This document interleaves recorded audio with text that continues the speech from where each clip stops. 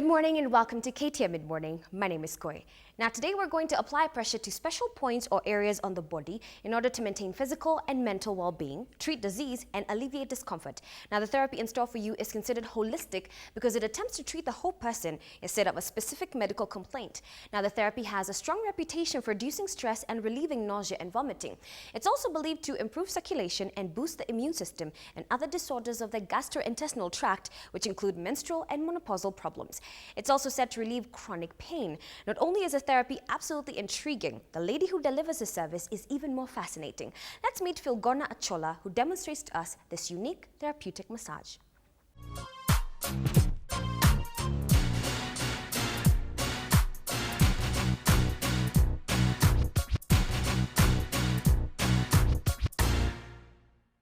My name is Filgona Achola. I was not born blind. I became blind when I was 9 years and I was watching football and someone kicked the ball and the ball hit my eye. Then my sight went off gradually. Then after I became blind, I went to Thika School for the Blind, both for my primary and secondary. Then after that, I got a scholarship to go to Japan to learn Shiatsu. What I'm just about to do is called Shiatsu. Shiatsu is a Japanese word, literally meaning finger pressure or acupressure. You apply pressure using the hands with the aim of releasing tension on the body and also with the aim of improving blood circulation and promoting health in general. In Shiatsu, one does not need to take off the clothes. This is because with Shiatsu we don't apply anything on the skin, and if we do it direct on the skin, it might cause friction because of the sweating of the hands. And also it's not hygienic to touch the client direct in case one has any skin condition. And Shiatsu in the Far East mainly is done by blind people. So just to avoid keeping asking people whether they have skin condition, we just do it on top of a cloth. Generally on the whole body we use the same techniques, apart from the neck, because the neck is narrow and the muscles are small. We mostly use the thumb kneading and thumb pressure. With the lower back and upper back we use palm also, because now there are thick muscles and the place is bigger than the neck. So generally, apart from the neck, we use the same techniques all over the body with one main intention of loosening tension, improving blood circulation and stimulating nerves. Okay, the session is over. How do you feel? Oh, this is wonderful. Thank you very much. See you next time.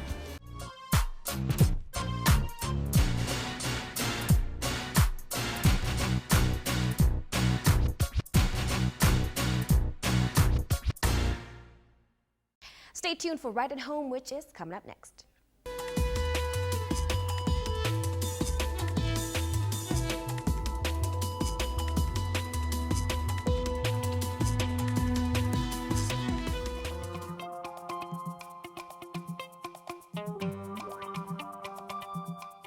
When deciding whether to construct for yourself or to buy is the time, the time element, because you need to be so sure that the opportunity cost of the time expended when you're doing the construction yourself is not more expensive than if you went into the market and bought and did it yourself. Because remember, the cost of construction materials keeps on rising every year round. So it's possible a bag of cement 3 years ago would have gone for around 600 shillings. Today, for you to get it at less than 1,000, you would be a bit lucky.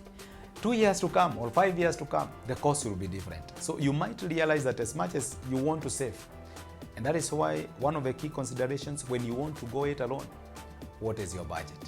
We need to be so sure that within the time frame that you expect to do that work, that the changes in the cost of construction changes in the market in terms of values and all that will not have actually affected you, that you'll be in a more worse situation than if you decided to buy it yourself.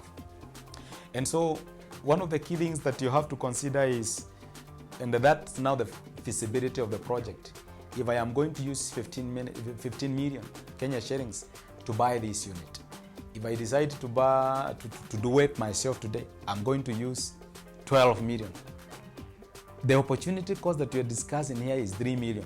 Now we have to relate that with the time and what is available in the market.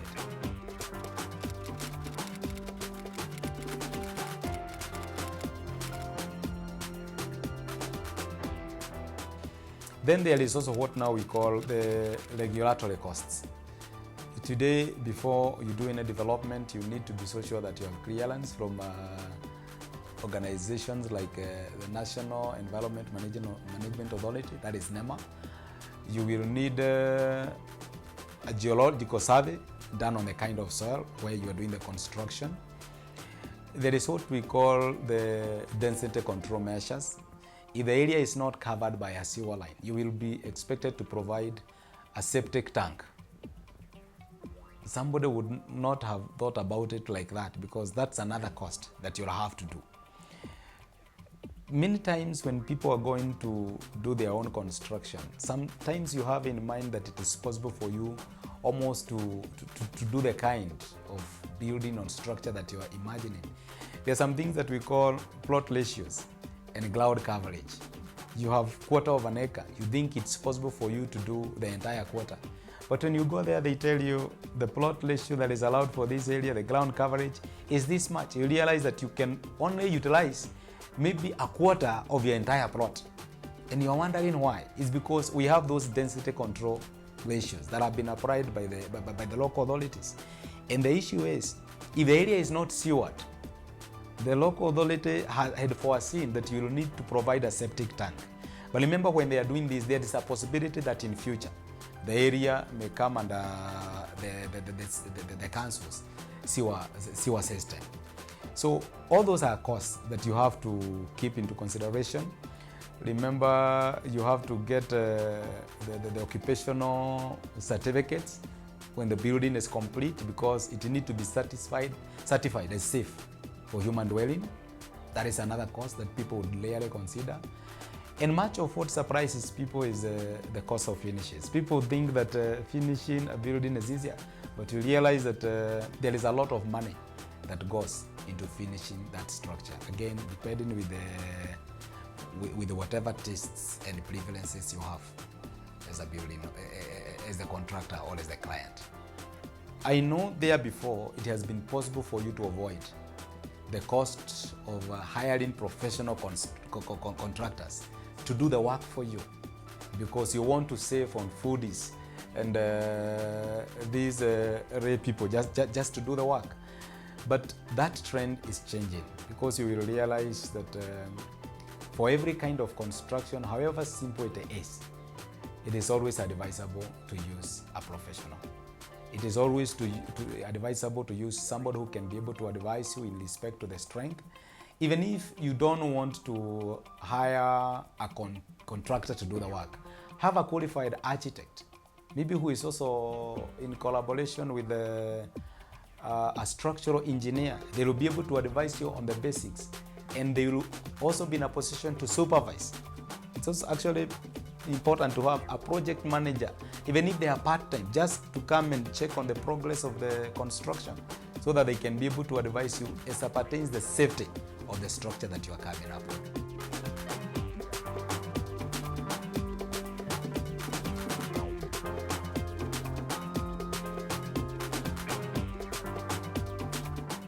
Henry Ford, founder of the Ford Motor Company, said, and I quote, "If everyone is moving forward together, then success takes care of itself." Now, while he was referring to the benefits of teamwork when he stated it, there's no denying that when people come together, more is achieved. With that said, let's hear from our speaker on Eve Sisters coming up next. Who run the world? Girls. Who run the world? Girls. Who run the world? Girls. Who run the world? Girls. What we run the world. Who run the world? Girls. You all know what Vision 2030 is. And if you don't deserve to hear it tonight. So I'm presuming you do. Because we are all part of transforming this country from a third world nation into a developed, industrialized nation by the year 2030. In fact, officially and formally, the goal is to attain upper middle income status by 2030. I firmly believe that the people in this room, if we agreed on it, we can up that goal and actually be a developed country, a high income country by 2030. But only if we decide to do that. The thing is, 10 years ago, this country was one that had 5-year development plans. I wonder how many of you knew of these 5-year development plans. But in President Kibaki's first administration, we had something called the Economic Recovery Strategy.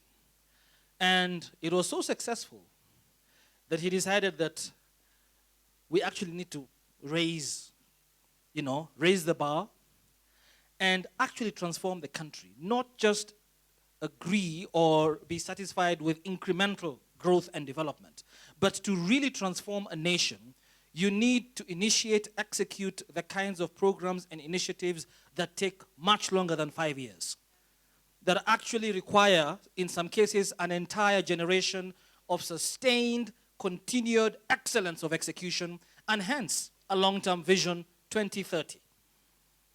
And that process began around 2004, 2005, the process of thinking through what should this country be a generation from today? What shall we bequeath our children and grandchildren? And by 2008, when the vision was launched, it was clear where we needed to be. And I just happened to be fortunate enough to be around and asked to sort of coordinate the process, because I don't really execute Vision 2030. All of you, in your various capacities, will be the ones to do it. Me too, included, but all of us. And in the last 4 years, what have we seen? Quite a bit. And I always tell my friends, the glass is either half full or half empty. And depending on your perspective, that half full glass will fill up very quickly, or the half empty glass will actually really get empty. And so over the last 4 years, we've had our challenges, and significant ones. Challenges that few countries have faced, especially starting with the post-election crisis of 2007, 2008. We've had drought, we've seen starvation, we've seen our own fellow citizens starving. We have suffered from the global financial crisis. We're even being hit by the Euro crisis in Europe right now, because most of our tourists come from Europe. Our flowers go to Europe. But then, in that 4 years, a lot else has happened. In 1 year, between 2009 and 2010, we moved our growth rate, GDP per capita growth rate, from 1.6% to 5.7% in 1 year.